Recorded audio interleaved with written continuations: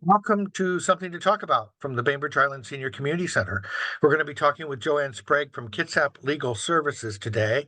I'd like to begin by acknowledging that we are meeting on the ancestral homeland of the Puget Sound Coast Salish people, specifically the Suquamish, who have lived on the waters of the Salish Sea since time immemorial. We honor them and we are learning from their stewardship of these lands and waters.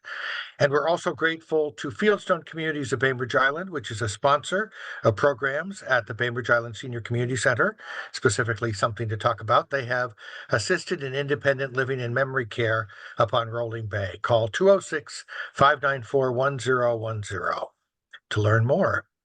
And Joanne, thank you very much for joining us today as we kick off a new year. It's a good time to think about things like what resources are available to us, and maybe maybe legal questions are not the first thing that come to mind, but they probably are for you. Yes, absolutely. Happy New Year to everybody. I'm honored that I've been asked to present to your group. I know that we focus on helping low income people. And so, Bainbridge Island is not our primary focus, but we were honored to recently get some money from the city of Bainbridge Island. And we've been trying to do a little bit more outreach up there to tell people about our services and what we can do to help people.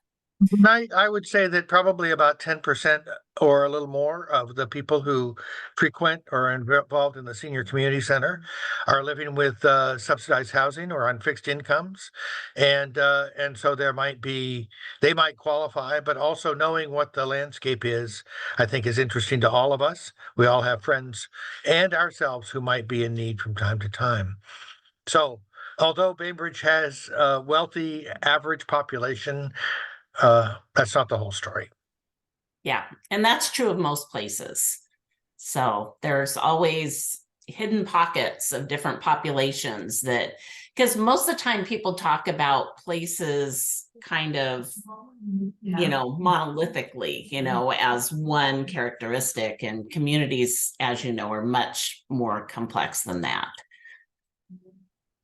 Tell us a little bit. I know you have some slides you might be able to share. Tell us a little bit about the scope of what you do at Kitsap Legal Services, and I'll have some questions, and if these other folks on here have questions, we can ask you after you go through the highlights. Okay, we've been around for quite a while. We always have kind of laid low, and I'm not sure why. I came on board about 5 years ago. And having been a lawyer in Kitsap County, I was surprised that I didn't know a lot about this program. So we break up into 3 programs. So our main program, and the program that we started with, is our volunteer lawyer program.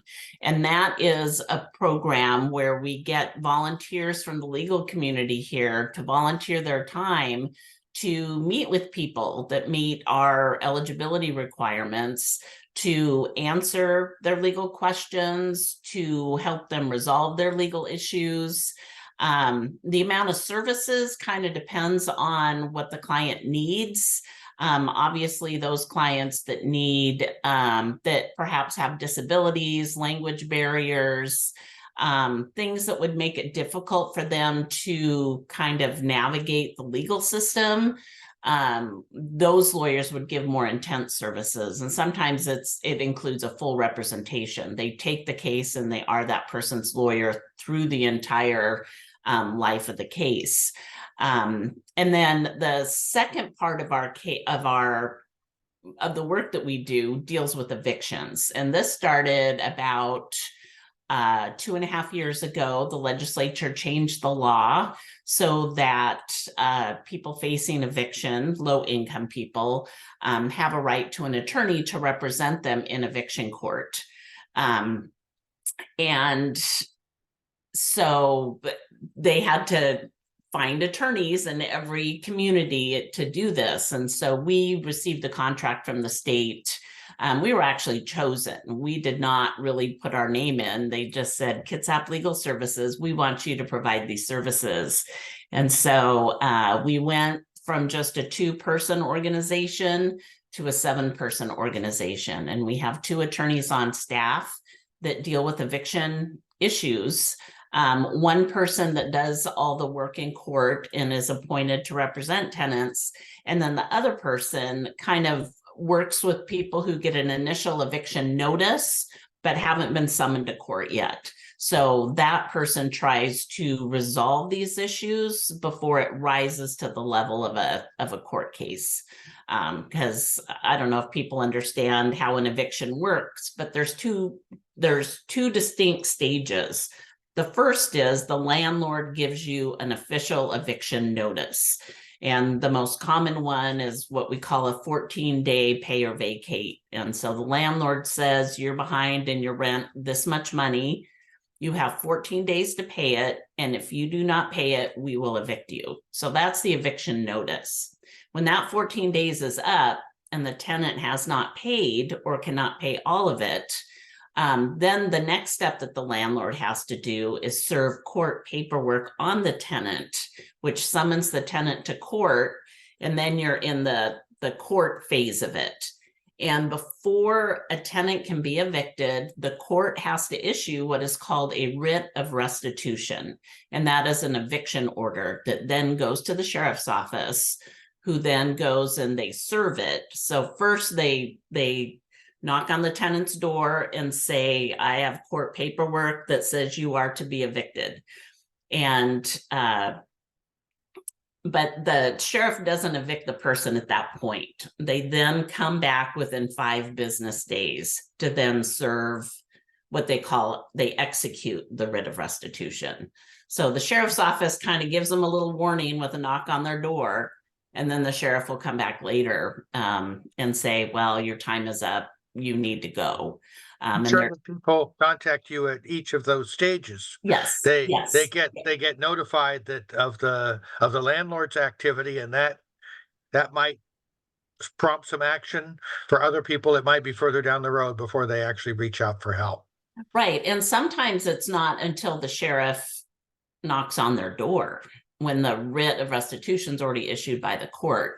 And so then we have to run into court, prepare paperwork, and ask the court to stay the execution of the writ.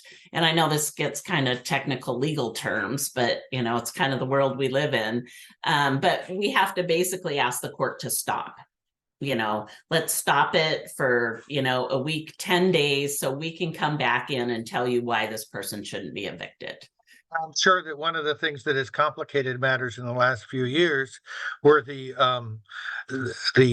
periods of time where people were excused from paying rent during COVID, but not excused from accumulating debt. Yes, and I'm glad you made that distinction, because they really weren't excused from paying it. They still had the obligation to pay. It's just that they couldn't be evicted if they didn't pay. And so, that went on for quite some time. And there literally were very, very few evictions in the court system, which was a nice reprieve. But then so at the time that the governor lifted all of those, that was when the legislature put into place all these extra tenant protections. So that they said that low-income tenants had a right to an attorney to represent them in court. So all of that kind of happened together. So, and that was part of the reason why the moratoriums kept getting extended, is the governor was, we're working with the legislature, we're working with legal aid, trying to get all the systems in place so that when the moratorium was lifted, there were things to help tenants through this. We kept referring to it as a tsunami. And it was funny because the tsunami didn't happen right away when the moratorium was lifted. The tsunamis only happened starting this summer, because some of the protections that were put into place, such as one was mediation. If a landlord was suing for non-payment of rent, they were required to go through mediation with the Dispute Resolution Center. And so that was in effect until June 30th of this past year. But then our court said if your case is in the pipeline, even though after June 30th, if you file a case after June 30th, you don't have to go through the dispute resolution center. But if you're already in the pipeline before that, we'll give you until September 30th to complete your mediation. And so what that did is that kind of forestalled it. So it was this fall that we really started seeing a huge increase in the number of evictions. So we're all scrambling, and there's a push to get a little bit more money from the legislature to help pay for this program because, yeah, across the state, it's absolutely insane. Oh, you folks dropped off a flyer, which we have up, which has all the information about how to contact you, Okay. which is also, if you're watching this on YouTube later, in the description box at the bottom of the video. But you also left this, which talks about all the other things that you do. So I don't know if you're willing to kind of transition to talk about those other ways that you've been able to help folks. Yeah, absolutely. And most of the other programs are helped with our volunteer attorneys. So the biggest area of law that we help people is family law. And that includes people that are getting divorced, people with kids that have child custody issues, child support issues. That kind of includes some domestic violence issues. And some guardianship type issues. And so that is I would say it accounts for about 55 to 60% of our cases. And, you know, with that, we work a lot with the courthouse facilitator. If people aren't familiar with that program, it's a person who is employed by the Kitsap County Clerk's office, who is, you know, the clerk of the court. And she will help people complete the paperwork that's needed in family law cases. So she's not an attorney, but she has special training and is certified by the state to help people. And typically it's $40 for an hour appointment, unless you're low income. And then I know that the price recently changed, but it's about $15, $20 if you're low income. And she is a wonderful resource for people that, you know, just need help completing all the paperwork, because the court provides what are called pattern forms for different types of court cases. And so sometimes it's hard for people that aren't familiar with the system to translate the legal jargon with, you know, everyday life. And that's been one of the pushes I've tried to make in my small sphere of influence, is just to use common language in the legal system. There's no need to have, you know, like an eviction order is a writ of restitution. An actual eviction court case is not called an eviction, it's called an unlawful detainer. You know, just things like that, you know, call it an eviction, call it an order of eviction, or call it something that makes sense to everybody. And that's just one of my pet peeves. I can go on for days about it. So if you're looking for help, you were just describing for some of these basic family law things, like maybe a non-contested divorce or something, you're trying to figure out the paperwork. You don't necessarily need to contact you folks. You can go directly to the courthouse. Yes. And I can get you that information, or when I have a second here, I can try to look it up on my computer. But you can just look up Kitsap County Courthouse Facilitator, and that should give you the information. And it's on the Kitsap County Clerk's office page. And a lot of time, I'm sorry. I said, that'll get us there. Thank you. Okay. And then a lot of times it's kind of dual. A person will go see the courthouse facilitator and get their paperwork filled out, and then they can come see us to talk to an attorney. Or they'll see the attorney first, and the attorney will then refer them to the courthouse facilitator. So a lot of times it's a dual thing. And they will refer people to us, we'll refer people to them. But we have quite a few family law attorneys that have appointments with people. The thing about a family law case is they can go on for years and years and years. And so we allow people, when they have an appointment, to keep coming back. Because oftentimes the attorney will give them kind of a to-do list, action items. And so as that person completes them, then they can call us and have an appointment with the attorney. So it's not a one and done thing. We try to help people through the process as much as we can. One of the things that we get a lot of questions about are wills and estates and trying to stay out of probate when when you might not have a lot of estate to deal with, but you don't want to cause challenges for your family when you die. Is that something that you can help folks with? Yes, absolutely. We have quite a few attorneys that will help people do that, and they will write the will for you, and they'll make sure that it's notarized and all legally sufficient. So that is one of the things where it's kind of a full service type thing, because you can't really have a conversation with somebody and give them instructions on how to write their own will.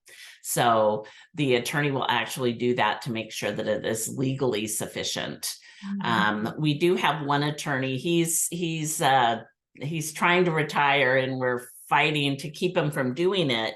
But he really enjoys, well, I don't want to say enjoys, but he takes it upon himself, because sometimes we get calls from people like they're a family member and they have another family member who is in the last stages of their life. And so they're in a hospital, they're in assisted living, then they're in their own home, they're in a family member's home, and he will go to their bedside and he will complete all the paperwork that is needed, and tie it up in a bow and get it all ready. And he can turn that around usually within 24 hours. So he'll go get the information that's needed so he can write it up. He goes home, gets it written. And then wills typically have to be witnessed by two people that are not in the will.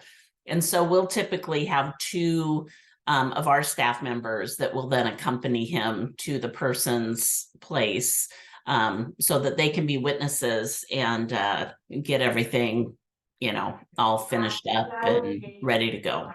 Oh, are there income restrictions on that kind of support? Yes, all of our services, well, I shouldn't say all of them. Most of them are at 200% of the federal poverty level. We have other funders that allow different levels of funding, but 200% is the basic, or is the main one. And for last year, that was $29,160 for one person. And it can go, you can have more income the more people you're supporting. But it's basically just income that's coming into your household.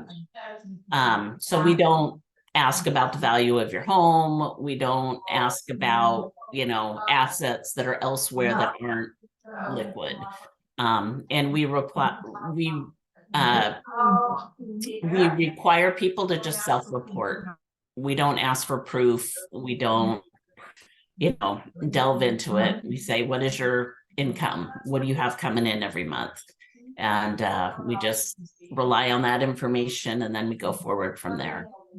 We have talked with state lawyers before about the idea of some work that you can do in advance, or perhaps to make it easier if you find yourself maybe at a higher income level than you just described, and you're going to actually try to find a lawyer that you're going to pay some market rate. Do you think that it's helpful if you were to try to fill out a free will or some of those other online things in advance, so that you at least have some of the questions answered, or any comment on that at all? Yeah, I think that's helpful. I would not make that your last will and testament, but yes, absolutely. Start thinking through all of the things that you have, your assets, who you want them to go to, And it doesn't have to be people, it can be organizations, it can be, you know, a lot of different things. And a lot of attorneys, when you call them up and say you want a last will or testament, they will send you like a questionnaire that they want you to fill out. And that gets you thinking about all the different things. And I know that when our attorneys will do wills, the last page is just sent with the client to fill out. And it's just a blank piece of paper where they put their personal possessions and where they want them to go. So it's not the money in the bank account or your house, but you have a pearl necklace that Aunt Ruby gave you, or, you know, you have a lamp that your granddaughter really loved, you know, that type of thing. So your personal possessions, that does not have to be put. It doesn't need to be as formal, but as long as it's attached to the last will and testament, it will have the full force of law. Right. Then other things that people might run into, you mentioned collections, helping people who are facing debt crisis, bankruptcies, that kind of thing. Yes, absolutely. And that can be at any point. You know that you can't pay a bill, and so you want to talk to an attorney to find out what's going to happen. Or you've started to receive like garnishment paperwork from the person that you owe the debt to. You know, and then there's lawsuits, and then there's also where it's just big and giant and you're drowning and you don't know what to do. And you can talk to someone about, is bankruptcy right for me? And I know laws have changed a lot on that. And I know that our volunteer attorneys are not recommending bankruptcy as often as they used to. And I'm not quite sure about why that is. But I do know that that's the situation. I do remember. I mean, this is not related too deeply, but I do know I've read things about there are areas of your assets that are not protected. Things like if you have student loan debt, or for example, you might not save yourself that much by using bankruptcy as an option. Yep, that is true. Are there other things that Kitsap Legal Services helps out with that we haven't touched on that you'd like to mention? Well, we also do other housing issues that aren't related to eviction, like what we call habitability issues, you know, where the water doesn't always work, there's a hole in the roof, you know, that type of thing. So we'll help with those type of issues.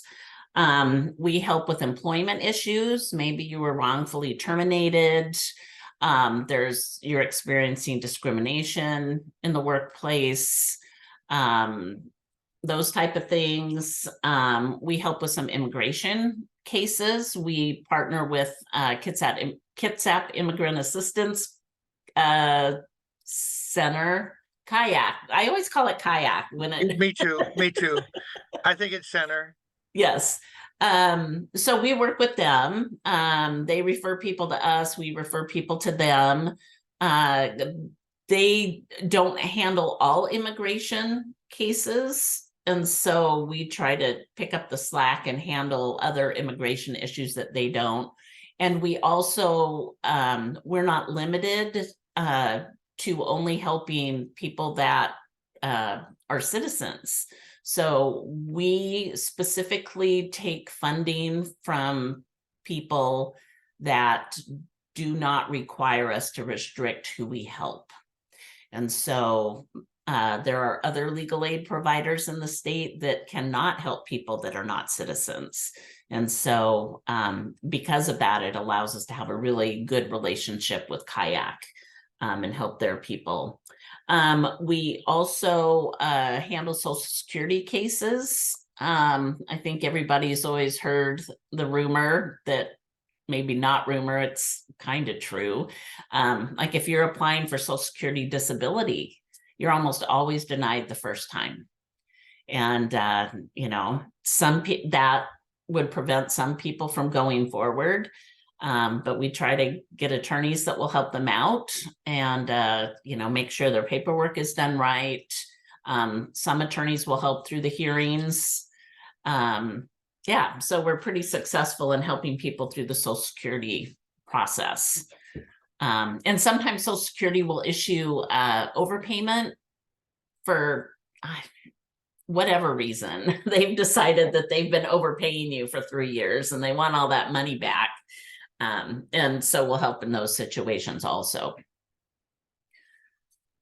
And to just take a little a turn here, if we have people who are attorneys who are watching, are you looking for volunteers? Oh, always, always. So with the way our nonprofit runs, there's kind of 3 legs to it. We have to have clients, and then we have to have the volunteer attorneys to help those clients. And then we need the funding to, do the administrative work that needs to be done to keep our doors open. And so, having volunteers is crucial. We have a core group of people that are always on board. We have other people that just will help out when they can. When I'm anywhere and I see an attorney and I start walking toward them, they go, uh-oh, I know what she's going to ask me. And I always do, because sometime they will just have to say yes to me. So we're always recruiting attorneys. So if any of you out there know an attorney, tell them that they need to volunteer with us, and it will be very rewarding and we will make it worth their while. It sounds like also you are talking about, time available. The larger stable of volunteers you have, the easier it is on all the volunteers. Absolutely. Absolutely. So, and that's sometimes what our capacity is based on, is just our volunteer capacity. At the end of each month, volunteers get an email, what is your availability for the next month?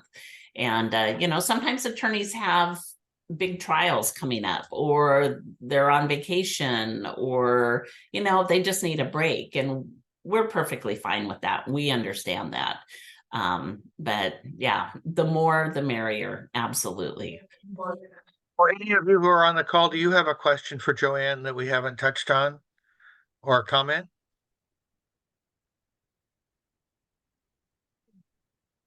Okay, I guess not. I really appreciate you taking the time to walk through this, and I invite people to check it out, kitsaplegalservices.org.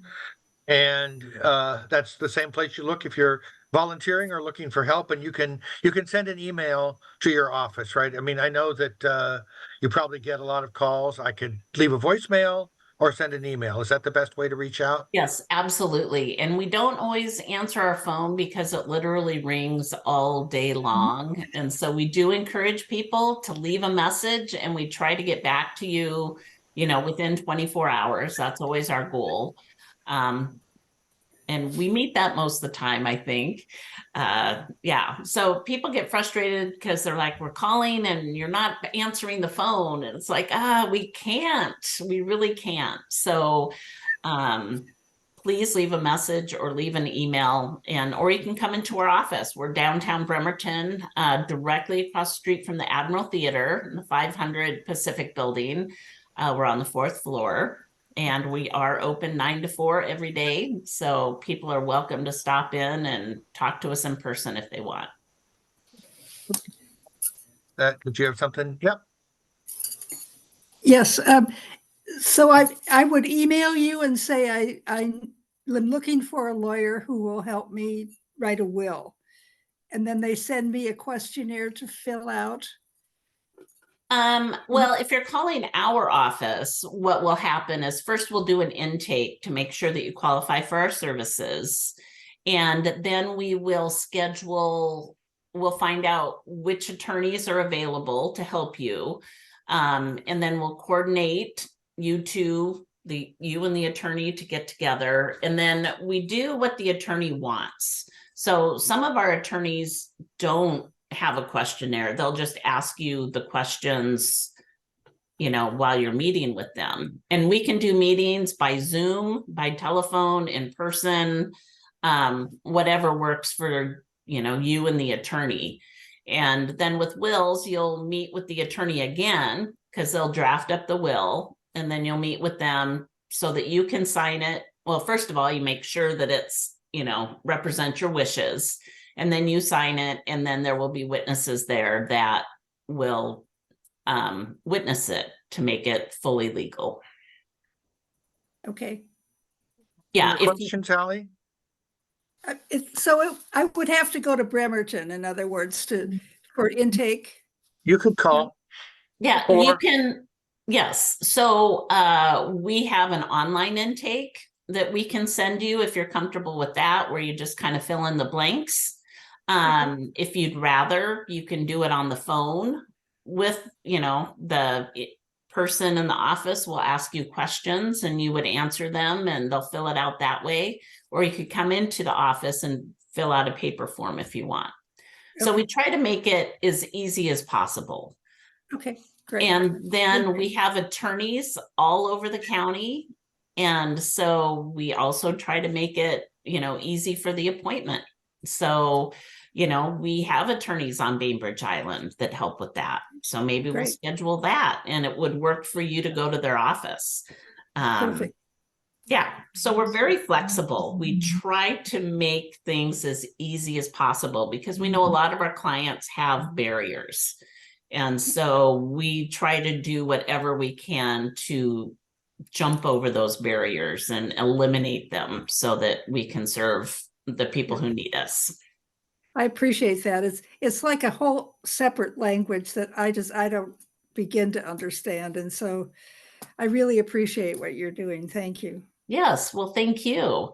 And I don't want to promise this, but maybe I can talk to Reed, and we can arrange to have one of our volunteer attorneys that does wills and estates come talk to your group. That would be wonderful. And Yeah. then Perfect. And then what we've done before, we were doing this with Peninsula Community Health Services, is then we'd have a presentation, answer general questions, and then we would have a few attorneys there that could meet one-on-one with people. Good. So yeah, I can have a conversation with Reed if that's something that might be useful. Perfect. And it would have to be, it works best as an in-person type event, but whatever people are comfortable with. We do that. It's not all Zoom here at the Senior Community Center. GetHelp at kitsaplegalservices.org so GetHelp is the address to use. GetHelp at kitsaplegalservices.org. Or, as we said, you'll probably be leaving a message, but you can call 360-479-6125. Thanks again, Joanne. Yes, you're very, very welcome. And again, Happy New Year to all of you. Thank Thank you. you. Bye-bye. Bye.